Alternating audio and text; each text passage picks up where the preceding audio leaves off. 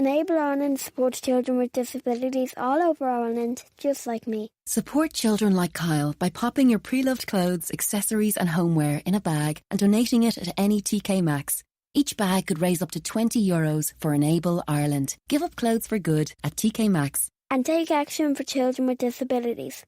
I think it is a must that the Steelers get A.J. Brown, only for the reason that you get A.J. Brown, you make him wear number 84.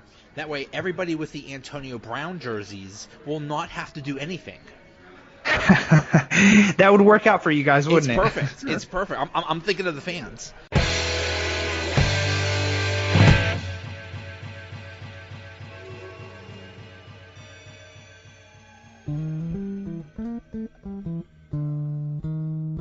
What's going on, everybody? Welcome to another episode of the Donut Bag, part of the Pod Hub Network. It's been a while, like 4 days. I don't think I've ever gone that long without making a podcast episode. It's weird. I missed you. In this episode, I talk NFL Draft with Jesse Reeves from FF Statistics. We talk NFL Combine just concluded, so we talk about how important the Combine is, who stood out, what are the Steelers going to do, how are some of the players that the Steelers were targeting, how did they do, all kinds of draft-related stuff. The Donut Bag starts right now. Combine has concluded with me to talk about that and all other things draft-related is Jesse Reeves. He's at Jesse Reeves FF. Lead Dynasty analyst for FF Statistics and host of the Youth Movement podcast. Welcome back, sir. What's going on, Joey? I'm happy to be back, man. Like we were talking before the call, too much going on. So the Combine just concluded. How important is the Combine? How much how important is the Combine compared to their game tape? I would say it's more important to their draft stock more than anything. I know that NFL teams tend to put a lot of stake in what's going on with the players at the Combine, and it can definitely bump them down in terms of where they get drafted and such. But any good scout will tell you that the game tape is more important than anything. What you see on the tape week in and week out throughout their college career, that's the player you're mostly going to get. You would just like to see them at the Combine kind of back that up with physical metrics for the most part. Yeah, and it seems like for us non-athletes, the Combine is kind of an interview process. Like if we were to go to a company and get interviewed, and in fact they a lot of prospects do get interviewed by teams, and they had some pretty crazy questions. I think somebody got asked how many testicles he had or something like that. You always hear some stories like that. Yeah, a little scary. Yeah, I've heard someone's like, is your mother a prostitute or something like that? Like really weird questions. But yeah, I think there's two names that really stand out, and one of them was DK Metcalf. He seems to be a physical freak, and he looks like a physical freak too. What did you think of his Combine? He tested out pretty much as the world expected. If you know anything about DK Metcalf, you know that he is just an absolute specimen. Came in at about 6'3", 228 pounds. Everyone was really excited to see him run the 40. I personally thought he was going to run in maybe the high 4.3s, and sure enough, he came in at about 4.33, which is just, it's blazing for his size and his speed, and it was really fun to watch. But I had an inkling that he was going to test out very well. I believe he had a 40.5-inch vert, if I do remember correctly. I knew he was gonna jump out of the gym. That was never my issue with him. So his Combine backed up what I think a lot of people thought he would do physically. But again, that's not necessarily the issue when it comes to him. But he did have a really, really good combine. I think he boosted his draft stock tremendously. I think a lot of people are going to be looking at him early in the draft. Yeah, personally, he scares me. I think he's too much of a I think he works out too much. That 1.6% body fat thing, I think that's like physically impossible. But I think you need. I think it's possible to be too fit and too too ripped, and that's what it looks like to me. That could definitely be an issue. We're talking about down the line mobility. We're talking about carrying around that extra weight. I'm sure if he cut down to maybe 215, sure he wouldn't be as big, but maybe that adds a little bit of speed. That adds a little bit of agility on his end. Right now it looks good because he's able to carry it. I know a lot of the comparisons were coming out about Julio Jones and where Julio carries, how Julio's body stature is and the way that he looks. They're very similar. Can he have success at that weight and at that size at the next level? Definitely.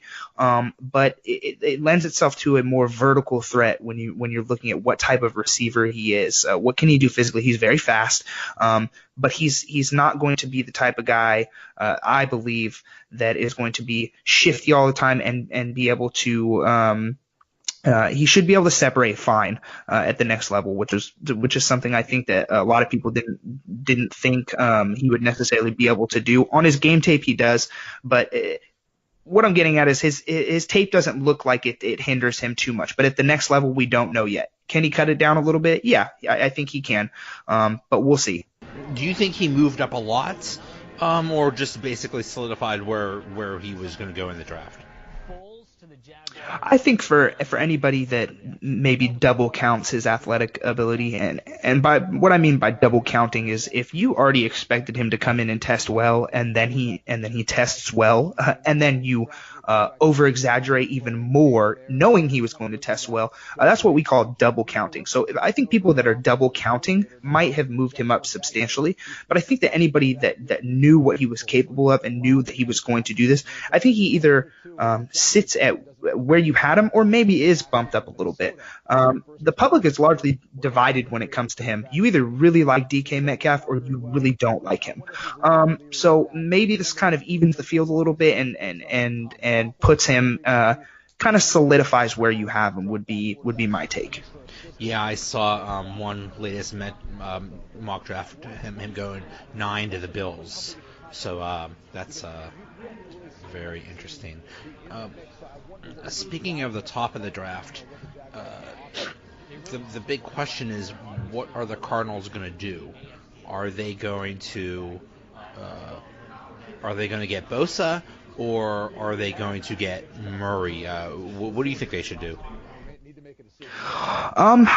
I think you'd be smart to grab the best player in the draft, and that's obviously Nick Bosa coming at the defensive end position.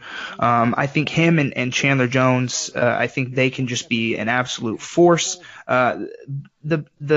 The Bosas in the NFL have a long running bloodline there, and they're just NFL ready. They're the cream of the crop when it comes to the defensive end position. His brother Joey plays for my Chargers. Great addition there. If they're smart, they go with Nick Bosa or maybe I don't even think Josh Allen is worth the number one. Anybody who's speculating that Kyler Murray goes at the first overall, I think that's just a little outlandish, especially because they traded up to grab Josh Rosen last year at the 10th overall pick. A lot of people think that because Cliff Kingsbury worked with Kyler at Texas, Texas Tech, I believe, that before that they have a strong inkling that they're going to go ahead and take him, and that's his guy. I think everyone's counting out Josh Rosen right now, and I don't think that they should, because he's a good quarterback and he just needs time to develop. He had a really bad offensive coordinator in Mike McCoy to start the season last year. They ended up changing to Brian Leftwich. They had a horrible offensive line. It just, Christian Kirk got injured late in the season. It just didn't go as planned, and I think that I think you got to give him another chance. I think you do. Yeah, that's just. I mean, we never know. Maybe Cliff might fall in love with Kyler Murray and move heaven and earth to get him. So we don't know what teams are going to do. But you're right. That's just a big waste. You basically said Rosen is our franchise quarterback. So yeah, at least give him a chance. I saw one trade that said the Cardinals would trade Rosen to the Steelers for Antonio Brown. So that would be interesting. That is very absurd. And a report came out today that the Arizona is one of the leading people to land Antonio Brown right now. So whether or not Josh Rosen is inside of that or just who knows? I have no idea right now. But I do think it's a little outlandish to say that Kyler goes first overall. And to correct myself, too, people are going to get mad. It definitely was not Texas Tech. For some reason, I was thinking of Pat Mahomes, but it was Texas A&M. Kyler was there. So, yeah, right. Just wanted to correct myself there. Well, let's talk a little bit about who didn't look very good in the draft. And that's that Ja'Kai Polite. Is that how you say that? Yes, I believe so. Yeah, he seemed like the poster child for what not to do. I don't know if it's on him. It's just, poor preparation, immaturity, whatever. But he just did not come off looking good. No, and I think the hardest part about it is that he is a really, really, really good talent. And a lot of people have him worth a top 15 pick coming into this process. And it's hard to hear a kid like that with that much talent. He said that teams were bashing him, and then he kind of openly bashes those teams for bashing on him. It was kind of a conundrum, and the hard part about that is that you open yourself up to a negative light when you talk about the teams that interview you and the things that they say.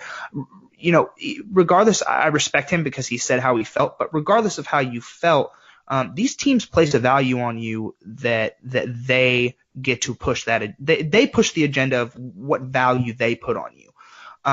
And I don't know who told him it was okay to kind of say those things, or if he just got up there and just started saying his feelings or what was going on. But you have to be smarter about the way you attack things. If you don't like something that a team is telling you, that's fine. But it's hard in this process when you're in the middle of a very important interview for you to go and kind of talk down on the interviewers. I don't think that's ever worked in a job interview necessarily, and I don't think it's going to work for him here. But then, you saw reports of Matt Miller from Bleacher Report last night. I believe he said he got 5 text messages from scouts saying that Polite had pretty much plummeted his draft stock after having his press conference there and talking to the media at the combine. And it doesn't look good for him right now. You have to be smart. These kids have to be smart about what they say and how they say it. So I saw a mock draft that had Polite going 31 to the Rams, and that was the only team that he said was nice, quote unquote, nice to him. So maybe this was his thing all along. It's like, I mean, I don't think anybody would intentionally sabotage their draft stock, but kind of a coincidence that the Rams might end up with the guy anyway. If a team falls in love with him, I can see them pulling the trigger. I kind of look at it like Baker last year. When I say we, I mean he was kind of linked to the Chargers at 17, even though I think everybody knew he wasn't going to fall there. But he had come out publicly and said that he didn't even really bother to look at the Chargers playbook because he felt he wasn't even going to make it down the draft board that far. And he said that, and sure enough, people, he got picked at the first, the first very overall pick in last year's draft. But granted, Polite he's not a quarterback, and his position is very heavy in this draft at the edge. So people could look at a completely different direction after having him on the board. I expect people to take him off the board completely for that. Yeah. Now, for the Steelers, they have 3 big needs. One of them is inside linebacker, the other is cornerback, and apparently now wide receiver because they're going to trade Antonio Brown. And 2 of the big linebackers that that they're linked to is Devin White of LSU and Devin Bush of Michigan. How did they do in the combine? And it looks like both of their stocks went up. Yes, I think yesterday they pretty much solidified themselves